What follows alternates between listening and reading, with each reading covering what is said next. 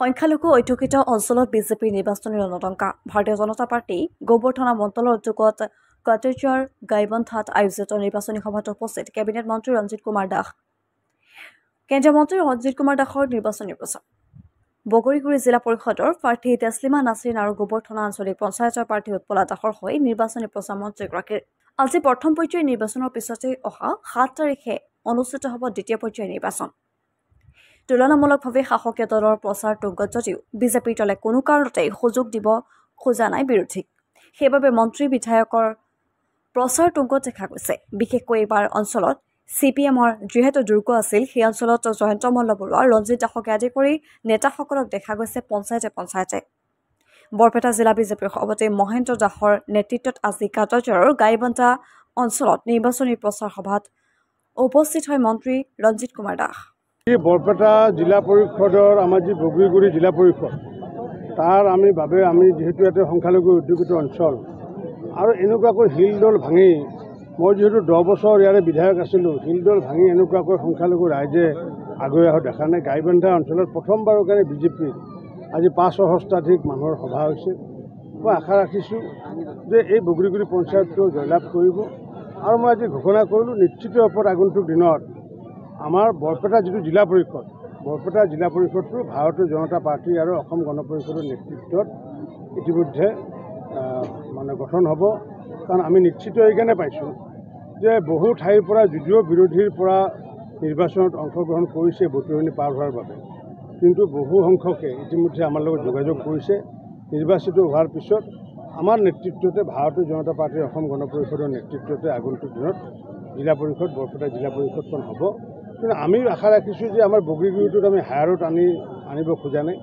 আমাৰ যিহেতু স্থানীয়ভাৱে ইয়াতে আছে তেছলিমা নাছৰিন আছে, গতিকে তেওঁক আমি জয়যুক্ত কৰিবলৈ ৰাইজক আহ্বান জনাইছোঁ। ব্যক্তিগত গাড়ী কিনা নাই, 26ত চৰকাৰী গাড়ী চলাব, কি কয়? তেনেকুৱা কথাই মই আৰু কি ক'ম, কাৰণ তো বিভিন্ন ধৰণৰ কথা কয় ৰাজনৈতিকভাৱে। মই আজিলৈ বেলেগৰ কথা কোনো ধৰণৰ মই প্ৰতিক্ৰিয়া প্ৰকাশো কৰা নাই। তেওঁলোকৰ মনৰ কথা যিখিনি আছে সেইটো আমাৰ মুখপাত্ৰ আছে, মুখপাত্ৰই সেইটো উত্তৰ দিবগৈ। মই যিহেতু লোকসভা আমাৰ পঞ্চায়ত নিৰ্বাচনলৈ লাগি আছোঁ, আমি দুখীয়াৰ কেনেকৈ বিকাশ কৰি আছোঁ, কেনেকুৱাকৈ 25 লাখ ঘৰ নিৰ্মাণ কৰি দিলোঁ, আগন্তুক দিনত দুখীয়াসকলক কেনেকৈ ঘৰ দিব পাৰি, আমি সেইবোৰ চিন্তাতহে জড়িত হৈ আছোঁ। গতিকে আমি এনেকুৱাকৈ ৰাজনৈতিক যি বক্তব্যৰ প্ৰতিক্ৰিয়া দিয়াৰ কাৰণে আমাৰ হাতত সময় নাই।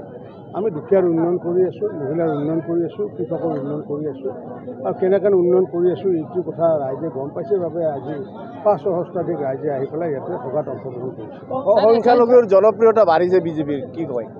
সংখ্যালঘু মানুহে বুজি উঠিছে। কাৰণ কিয় যে মাননীয় প্ৰধানমন্ত্ৰী নৰেন্দ্ৰ মোদী ডাঙৰীয়াৰ নেতৃত্ব আৰু লগতে পূৰ্বতে আমাৰ মুখ্যমন্ত্ৰী সৰ্বানন্দ সোণোৱাল আৰু বৰ্তমানৰ মুখ্যমন্ত্ৰী হিমন্ত বিশ্ব শৰ্মা ডাঙৰীয়াৰ নেতৃত্বত আজিলৈ কোনো এখন মুছলমান গাঁৱত আজিলৈ কোনো সংঘৰ্ষ হোৱা নাই, কোনো এখন মুছলমানৰ গাঁৱত অগ্নিকাণ্ড হোৱা নাই। বৰঞ্চ মোদী ডাঙৰীয়াৰ নেতৃত্বত চৰকাৰৰ সময়ত 14 চনৰ পৰা এতিয়ালৈ মুছলমান হত্যা হোৱা দূৰৰ কথা, মুছলমানৰ ঘৰ জ্বলা দূৰৰ কথা, এজন মুছলমান মানুহৰ গাৰ এডাল নোমো লৰা নাই। আৰু সেইটো হৈছে বিজেপি। যি মুছলমান মানুহে প্ৰাণ দিবলগীয়া হ'ল কংগ্ৰেছৰ শাসনৰ সময়ত, যি মুছলমান মানুহৰ ঘৰ জ্বলিল কংগ্ৰেছৰ সময়ত, আৰু সেইটো হৈছে কংগ্ৰেছ। আৰু বিজেপিৰ শাসনত যে এজনো মুছলমান হত্যা নহয়, এজনো মুছলমানৰ গাঁও যে ঘৰ নজ্বলে, আৰু সেইটো হৈছে বিজেপি। গতিকে যাৰ কাৰণে সংখ্যালঘুসকলে বুজি উঠিছে। কাৰণ আজি যেতিয়া নিযুত মইনা আঁচনি যেতিয়া দিয়া হ'ল, মুখ্যমন্ত্ৰী ডাঙৰীয়াই তেওঁ সংখ্যালঘু হওক বা সংখ্যালঘু চোৱা নাই। প্ৰধানমন্ত্ৰী আৱাস যোজনা যেতিয়া 25 লাখ দিয়া হ'ল, আমি ধুবুৰী অঞ্চলত বৰপেটা অঞ্চলতো অন্য জিলাতকৈ বৰঞ্চ বেছিকৈ পাইছে। ঠিক তেনেকুৱাকৈ আমি ৰেচন কাৰ্ড যেতিয়া দিয়া হ'ল সকলো মানুহকে দিয়া হৈছে। কাৰণ ৰেচন কাৰ্ড চাই হিন্দু মুছলমান চাই দিয়া হোৱা নাই, দুখীয়া চাই পেলাই দিয়া হৈছে।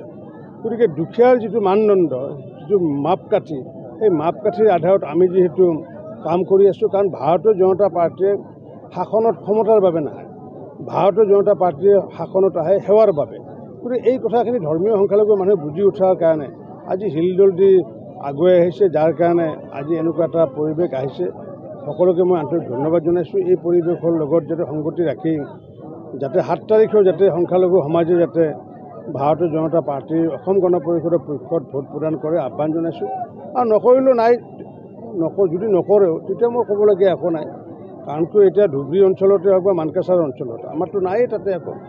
কৰিলে ভাল পাম, কিন্তু নকৰে যদিতো আমি ক'বলগীয়া একো নাই, তেওঁলোকৰ ক্ষতি একো নহয়। কিন্তু যিটো পৰিৱেশ দেখিছোঁ সংখ্যালঘু অঞ্চলৰ উন্নয়নৰ স্বাৰ্থত সকলোৱে আগুৱাই আহিছে, শান্তি আৰু নিৰাপত্তা যিহেতু পাইছে, গতিকে প্ৰগতি সকলোৱে বিচাৰিছে।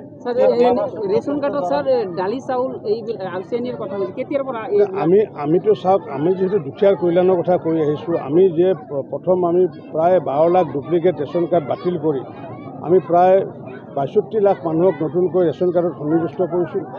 ৰেচন কাৰ্ডৰ জৰিয়তে আমি আয়ুষ্মান ভাৰতৰ 5 লাখ টকাৰ কাৰ্ড দিছোঁ। এতিয়া আমি নতুনকৈ তেওঁলোকক আমি কি কৰিছোঁ যে 25 টকা ৰেহাই দৰত তেওঁলোকক চেনি দিব বিচাৰিছোঁ, 20 টকা ৰেহাই দৰত আমি দালি দিব বিচাৰিছোঁ, 10 টকা ৰেহাই দৰত আমি নিমখ দিব বিচাৰিছোঁ।